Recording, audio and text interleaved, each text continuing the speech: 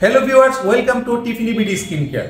আপনারা যারা product delivery বুঝে পান, ওপেন করেন, ওপেন করার পর দেখেন ভিতরে রং পরিবর্তন মানে কালার পরিবর্তন।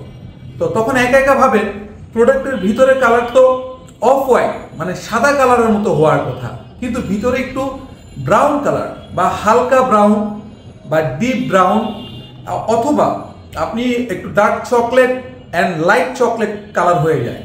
তো এটা কোন ক্রিম হয় এটাকে আপনাকে জানতে হবে।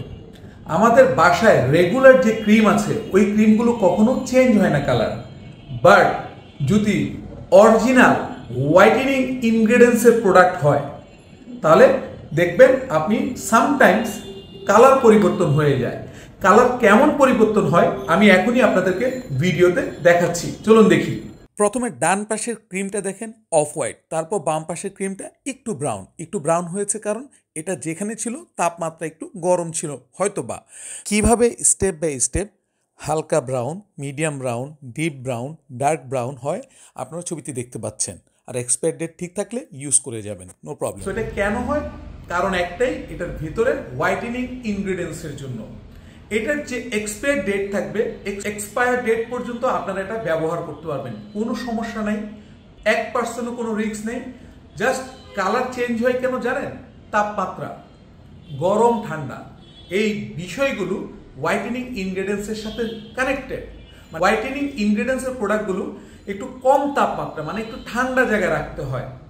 মনে রাখবেন, ক্রিমটা যদি ঠান্ডা তাপমাত্রার বাহিরে থাকে মানে একটু গরমের মধ্যে থাকে তখনই এগুলোর কালার পরিবর্তন হয়। অনেকে যখন আপনারা এই ক্রিমটা ডেলিভারি পান, দেখেন এখানে ইনটেক স্টিকার আছে, একদম ইনটেক, ডক্টরের ল্যাব থেকে আসে। সো এটা যখন আপনারা ওপেন করে ভিতরে দেখেন একটু ব্রাউন কালার হয়ে গিয়েছে। সো টেনশনের কিছু নেই, নির্ভয়ে ব্যবহার করবেন। এখানে এক্সপায়ার ডেট থাকে, জাস্ট হোয়াইটেনিং ইনগ্রেডিয়েন্টস তাপমাত্রার জন্য কালার পরিবর্তন হয়, আর কিছুই না। আর একটু ঠান্ডা তাপমাত্রায় রাখেন তাহলে দেখবেন এটা সব সময় অফ হোয়াইট কালারই থাকবে, কখনো কালার চেঞ্জ হবে না। আর যদি কোনো কারণে কালার চেঞ্জ হয়, ভয়ের কিছু নেই, সবাই ইউজ করতে পারবেন। সো এই বিষয়টা এই ভিডিওতে ক্লিয়ার করলাম। So thank you.